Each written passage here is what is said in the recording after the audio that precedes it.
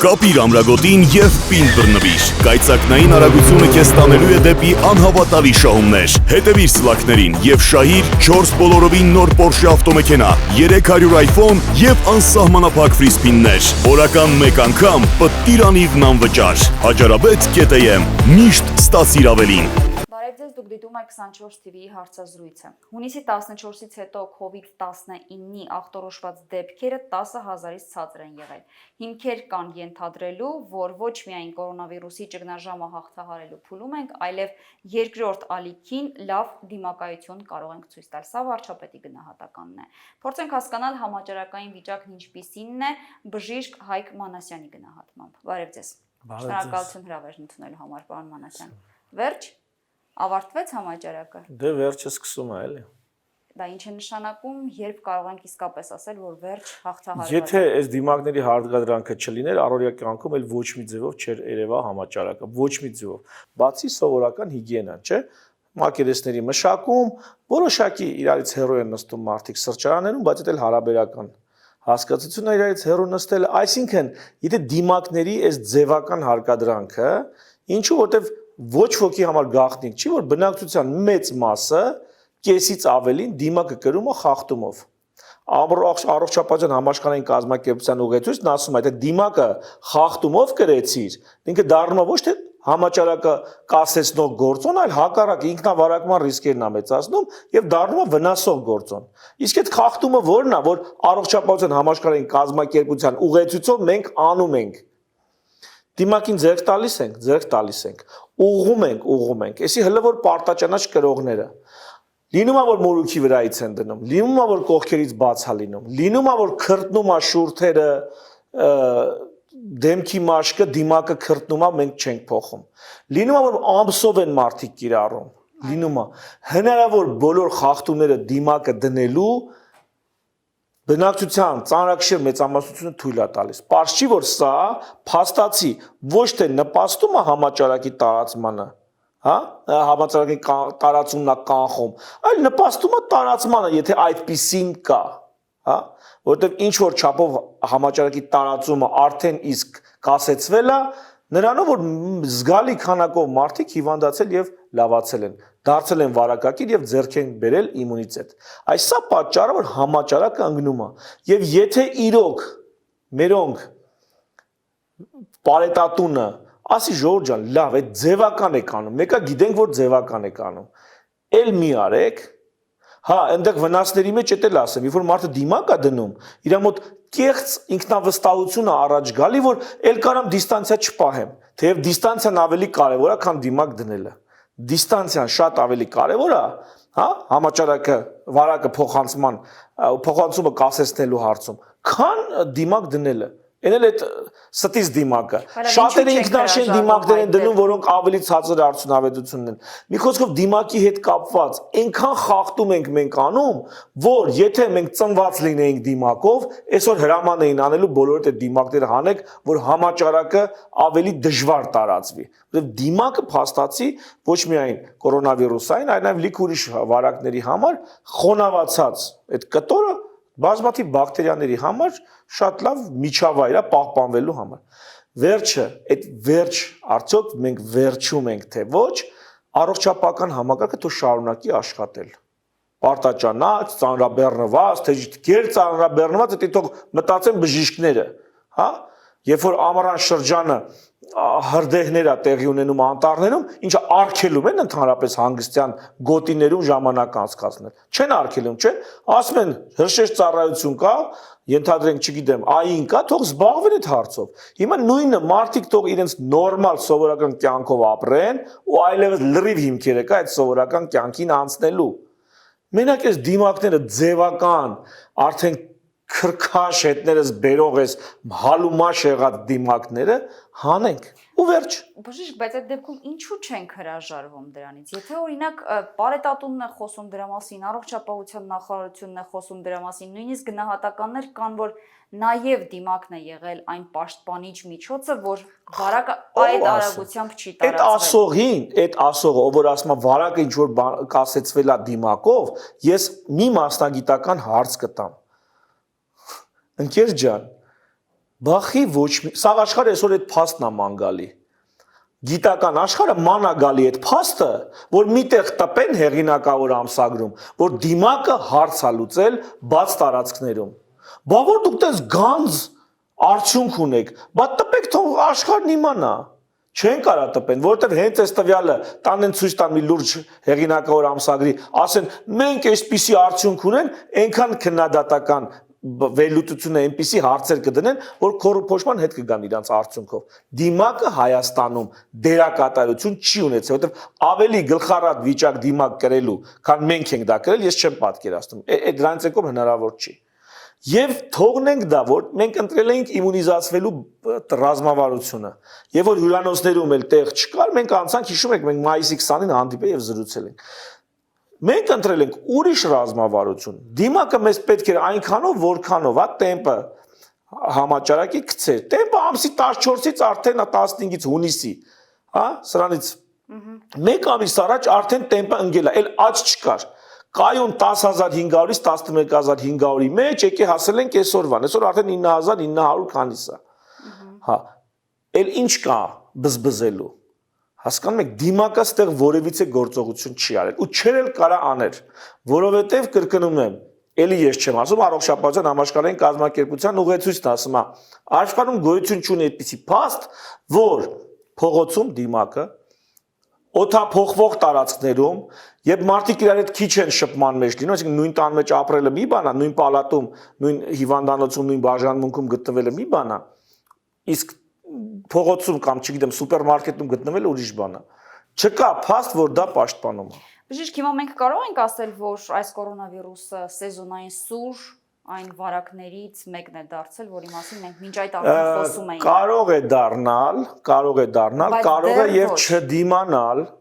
Ընդհանրապես մենք արդեն այստեղ կոնկրետ համաճարակից անցնում ենք այն հարցին, թե էկոլոգիական նիշա կզբաղեցնի կորոնավիրուսը թե չէ։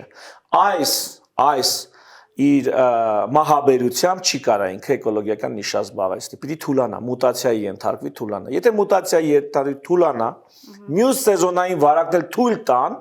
որովհետև այդ էկոլոգիական նիշայի համար կռվում են տարբեր վիրուսներ։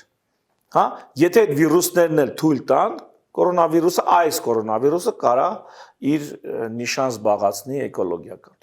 Կամ չի կա, դա արդեն ժամանակը ցույց կտա եւ մենք որպես այդպեսին այդ հարցի վրա այդքան էլ չենք սևեռվում։ Մեզ պրինց սկզբունքային էր մեզ համար, որպեսզի մենք անցնենք այդ նվազագույն իմունիզացված անձանց քանակը, անցնենք, որպեսզի այո, արդեն անցել ենք։ Դա որ քանակի մասին եք խոսում, բնակչության որ տոկոսի մասին։ Դա բնակչության, տեսեք, դա քանակական բնութագիր չի, դա որակական բնութագիր է։ Ինչու՞, որովհետև միգուցե բնակչության 1000 հոգի, 100,000 հոգի, 1 միլիոն հոգի վարակվեն լավանան, դեռևս դա այն աշխատանքը չանի, ինչ ենթադրենք 100,000 գործակատար, կասիր,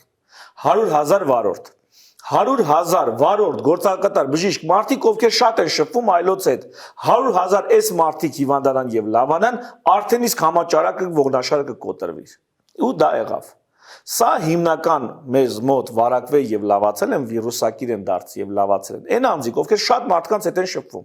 Իսկ եթե մեկը ընդհանրապես մեծ շփումներ չունի, նրա վարակվել եւ լավանալը մեծ նշանակություն չունի համաճարակի տարածման գործում։ Աշնանը ինչ սպասենք։ Կարծում եմ մենք այդքան էլ մտածելու բան չունենք, որոշակի սեզոնային ակտիվացում կարա լինի։ Ինչպես բոլոր ռեսպիրատոր վարակները, մենք այդքան էլ մտածելու բան չունենք, թող մտածեն ու իրոք մտածելու բան լինեն այն երկրները, ովքեր շատ խիստ միջոցառումներով թույլ չտվեցին, որ իրենց ժողովրդի շրջանում իմունիզացված բարիեր ձևավորի, օրինակ Վրաստան, այրանք մտածելու բան ունեն։ Իմիջայլոց վերջերս հայտարարություն տարածվել էր, որ կարծես թե կտրուկ աճ է նկատվում նրանց մոտ վարակի տարածման։ Չգիտեմ կտրուկ կլինի, կտրուկ չլինի, բայց համենայն դեպս Վրաստանը մինչև պատվաստանյութ ունենալը լինելու է վարակի բռնկման, համաճարակի բռնկման բարձր ռիսկային գոտում։ Իսկ մենք այդ բարձր ռիսկային գոտուց արդեն դուրս ենք գալիս։ Պարոն Մանասյան, վերջին շրջանում հայկական կողմը անդադար հայտարարում է, որ բանակցություններ կան միջազգային գործընկերների հետ COVID-19-ի պատվաստանյութ ձեռք բերելու հետ կապված, այս թեմայի հետ կապված կան բազում կարծիքներ ու դրանք միմյանցից կտրուկ տարբերվող են։ Որոշ հետազոտությունների համաձայն այս վարակի դեպքում հակամարմինները մոտ 3 ամիս են մնում օրգանիզմում։ Ինչ երաշխիք կա, որ պատվաստումների դեպքում այդ իմունիտետը կամ հակամարմինները կձևավորվեն։ Ընդհանրապես այդ որ հակամարմինները կարճ են մնում օրգանիզմում եւ սրա լայն ուրեմն լուսաբանումը որոշակի հետին միտք ունի, դա այն է, որ նոր պատվաստանյութը ի տարբերություն մինչև այս բժշկության մեջ կիրառված պատվաստանյութերի ունի ունիկալ առանձնահատկություն, իրականում սա ոչ թե պատվաստանյութ է լինելու, այլ լինելու է գենետիկ մատերիալ, որը մեր ներսում պետք է արտադրի պատվաստանյութ։ Նայեք, պատվաստանյութը դա մի հատ մոլեկուլ է, որը գրգռում է իմունիտետը։ Իմունիտետը այդ մոլեկուլի վրա զորավարժություն է անում, սովորում է այդ մոլեկուլի վրա պայքարել, հետո մտնում է իսկական վիրուսը, ինքը արդեն այդ իսկական վիրուսին է ոչնչացնում։ Հիմա այս պատվաստանյութերի այս սերունդը, որը հիմա բանակցություններ են անում եւ այլն, այս այդ բանակցություններին կանրադառնամ։ Սրանք իրականում ոչ թե այդ մոլեկուլն են, որի վրա պետքա զորավարժություն անի մեր իմունիտետը, այլ գործարան է, որը ներմուծվում է օրգանիզմ, որը այնտեղ պիտի արտադրի պատվաստանյութ։ Եվ անընդհատ այս լուսաբանում են, որ հակամարմինը չի ձևավորվում, որ մենք ասենք, բա ինչ ենք անելու, պահանջարկ ստեղծվի։ Ասենք, բա գիտեք, մենք ասած հետաքրքիր միտք ունենք, բարձր էքսպերիմենտալ անվտանգության, էքսպերիմենտալ ճանապարհով բարձր անվտանգությունը դեռ ցույց չտված։ Մենք այսպեսի նյութ ունենք, մենք կարող ենք մտցնենք ձեր օրգանիզմ ՌՆԹ, գենետիկ մատերիալ, եւ նա կդառնա ամեն օր պատվաստանյութ արտադրող մեխանիզմ։ Ու կսկսվի մեր ներսում ամեն օր արտադրվել պատվաստանյութ, հետեւաբար անընդհատ կխթանվի իմուն համակարգը։ Այսինքն հակամարմինները որ 3 ամիս տևեին, հիմա ամեն օր նոր-նորը կարտադրվի, բայց սա լուրջ ռիսկ է պարունակում աուտոիմուն հիվանդությունների։ Սրանք հիվանդությունների մի հսկա բաժին են, որը նման մեխանիզմներով են առաջանում։ Նման իմպուլսներից են ձևավորվում։ Հասկանում եք, մի քիչ բարդ բժշկական հարց է, բայց միտքս հետին միտք պարունակող ռեկլամա դա, որ հակամարմինը չի ձևավորվում, եկեք մենք ձեզ տանք նոր սերնդի պատվաստանյութ, որը երբեք չի կիրառվել մարդկության կողմից, հա, երբեք, սա նոր բան է։ Գենետիկ մատերիալ երբեք որպես պատվաստանյութ չի ներմուծվել օրգանիզմ։ Եվ այս գենետիկ մատերիալը մեր ներսում նոր պիտի արտադրի պատվաստանյութ։ Այնիշ գործարաններում պիտի արտադրվեր, պրաբիրկաներում պիտի արտադրվեր, հիմա արտադրվելու է մեր ներսում։ Այդ պրաբիրկան դառնում ենք մենք, հասկանում եք։ Դա վտանգավոր է։ Դա ռիսկային է։ Դա իհարկե գիտական մեծ քայլ է։ Դա գիտական մեծ քայլ է, դա նորություն է, բայց ցանկացած նորություն պետք է ունենա տարիների, եթե ոչ տասնամյակների։ Գոնե տարիների ուրեմն ուսումնասիրություն, որ անվտանգ է, որովհետև ինքը ռիսկային է, հասկանում եք, նայեք, հոսանք, էլեկտրական հոսանքը, լավ բան է, չէ, բայց առաջի անգամ հոսանք որտեղ անցկացնի, դե մարդիկ պիտի տոկը տա մեռնեն։ Այդ դեպքում հոսանքը բարիք է թե չարիք։ Պիտի այդ պատվաստանյութի այդ նոր տեխնոլոգիայի հետ աշխատելու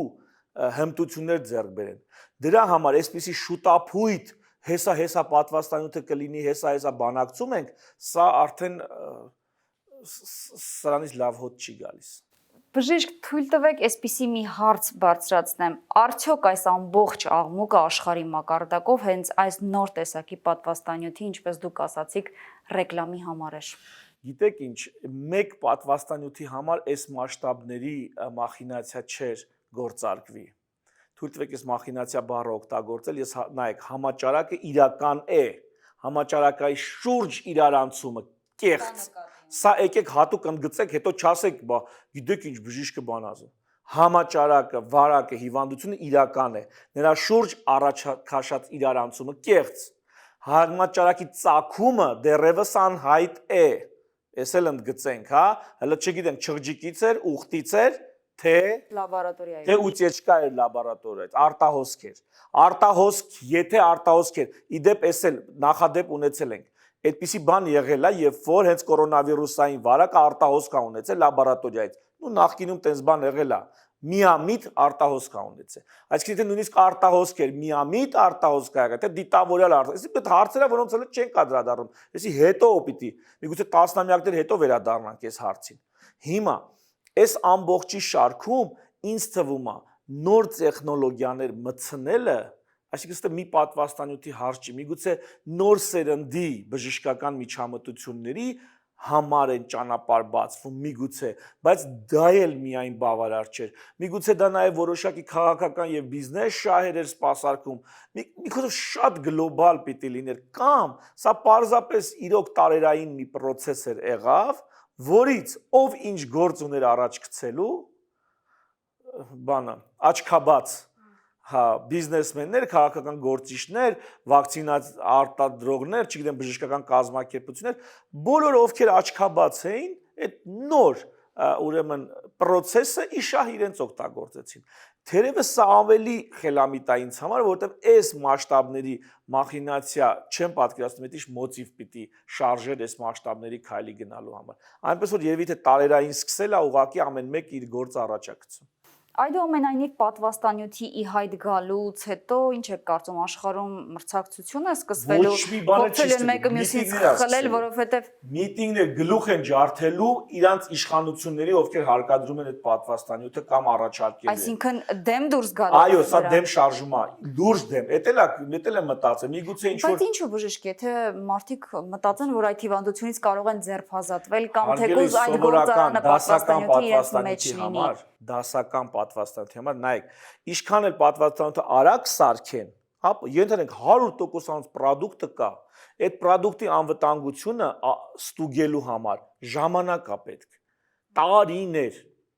կան վաղ ռեակցիաներ եւ կան ուշացած ռեակցիաներ։ Այսինքն ինչ է պետք է պատվաստել 1 միլիոն մարդու, հետո 30 տարի հետո ստուգել ենթադրենք վահանագեղձի աուտոիմուն ախտահարումը այդ 30 տարում ավելացավ թե պակասեց։ Գարդասիլը որ պատվաստում են, Գարդասիլի արդյունքը տեսնելու են 30 տարուց, գիտեք թե չէ։ Հայաստանի Հանրապետության մեջ Գարդասիլի այսօրվա վակցինացիան քաղցկեղի թվի վրա ազդելու է 30 տարի հետո։ Հասկանաք ոնց է աշխատում ընդհանրապես այդ հանրային առողջության պրոյեկտները։ Հիմա բերել են 2 ամսում կամ չգիտեմ 1 տարում մի բան են առաջ քաշում հապճեպ, որի անվտանգությունը հասկանալու համար տարիներ են պետք, դրա հերրակա վնասները հասկանալու համար տարիներ են պետք։ Այդ պատվաստանյութից մենք շարքային դիաբետ կձեռք բերենք, անպտղություն, թե չգիտեմ մի հատ ուղեղային ուրիշ խնդիր, դրա համար տարիներ են պետք, որ կամ տարիներ են պետք, որ ասեն դա այդ բարդությունները չի լինում։ Ահա այս հապճեպ շուտափույթ քայլերն են, որ բոլորին ոտքի են կանգնացնելու եւ մարդիկ ասել են հոп, տենց չի լինում։ Իսկ միգուցե մարդկանց այդպիսի մի ալիք հա պետք բողոքի, չգիտեմ, ասենք կառավարիչները որոշել են ենթադրենք, օրինակ, հա, որոշել են լիքը թշնամի երկրներ բարիշացնեն, այսպիսի մի բանով, մի հատ ընդհանուր թշնամի կգտնեն բոլորի համար, բոլորը միասին դուրս կգան միտինգի եւ կբարիշեն։ Ենթադրենք, հենց օրինակ։ Ես դա չգիտեմ, բայց որ այս ամեն ինչի մեջ զուտ բժշկությունն ու առողջապահությունը շահարկվում են ոչ այնքան գրագետ ձևով, դա ակնհայտ է։ Ամփոփենք զրույցը, համաճարակ այս ամիսների ընթացքում ինչպես է ազդել մարդկանց վրա, նրանց վարքականոնի վրա։ Ի վերջո սովորել ենք թեկուզ ոչ այս, բայց առհասարակ այլ կանոններ, օրենքներ պահպանել։ Օրենքներն են մարդկանց համար եւ ոչ թե մարդիկ են օրենքների համար։ Եթե մեզ կոմֆորտ է ապրել առանց օրենքները պահպանելու, հազար ներողություն, ես հասկանում եմ, հենց անդուր բաներ եմ խոսում։ Եթե մեզ կոմֆորտ է, մեր կյանքը տենց ավելի գեղեցիկ ու հետաքրքիր է առանց օրենքները պահպանելու, ուրեմն մենք պիտի տենց ապրենք։ Եթե մեզ ավելի կոմֆորտ է օրենքները պահպանելով, ուրեմն կապրենք օրենքները պահպանելով։ Այս ժամանակահատվածում մի բան ես ուզում եմ ոչ թե ժողովուրդ, այլ մեր ղեկավարող մարդիկ այսօր եւ վաղ ովքեր կղեկավարեն, հիշեն ու հասկանան։ Մի ազգ, որը գիտի ամեն օր պատերազմ է լինելու, որ ամեն օր 18 տարեկան երեխուն ուղարկում է բանակ իմանալով, որ նա կարող է հետ չգա, դու այդ ազգին չես կարա վախացնես, ենթադրենք, հասկանեք, կորոնավիրուսային կամ այս մակարդակի ռիսկերով։ Այդ մարդիկ շատ ավելի ծանր ռիսկեր արհամարելով ապրում են այս երկրում։ Եթե մենք վախեցող լինեինք նման վտանգներից, վաղուց այս տարածաշրջանում չէինք ապրի։ Բայց մենք հենց այս տարածաշրջանում ապրում ենք մեր այն հատկանիշի շնորհիվ, որ մենք իրոք կարող ենք արհամարել շատ-շատ վտանգներ։ Մենք կարող ենք շարունակել մեր նորմալ կյանքը, անտեսելով շատ-շատ ռիսկային պահեր, դա մենք ենք, դա մեր բնույթն է, ու պետք չի դա ոչ օրենքով կփոխես, ոչ մի բանով դա չես փոխի։ Սա կարևոր է համաճարակի ընթացքում ոչ թե մենք պետք է վերադառնանք ինչ որտեղ, այլ մեզ իշխողները, մեզ ղեկավարողները թե սովորեն ում են իշխում։ Ինչ տեսակ մարդկանց վրա են իրանք կառավարում։ Մեր միջի մի քանի պեդանտներն էլ թող մի քիչ ավելի երջանիկ ապրելու գաղտնիքը վերջապես սովորեն, հասկանում եք, անվերջ զրկանքներով տես պաշտպանվելով երջանկություն չեք ձեռք բերի, ժողովուրդ ջան։ Լավ ապրելով կներեք, կայֆավատ անելով եք դուք երջանկություն ձեռք բերելու։ Լիաթոք շնչելով, հասկանում ես, դու ինչ ես ուզում առողջ մնաս, որ լիաթոք շնչես, չէ՞։ Բայց եթե քեզ այգում չի կարելի շնչել, բալկոնում չի կարելի շնչել, ոչ միտեղ չի կարելի շնչել, քո դիմակն ինչի՞ տա պետք։ Մահվան վտանգից են պաշտպանում։ Ասենք ապրենը տենց ապրեն, չէ, մենք այտենց չենք, մենք այդ մշակույթի կրողը չենք։ Շնորհակալ եմ զրույցի համար։ Ես եմ շնորհակալ։ Զրուցակիցս բժիշկ Հայկ Մանասյանն էր։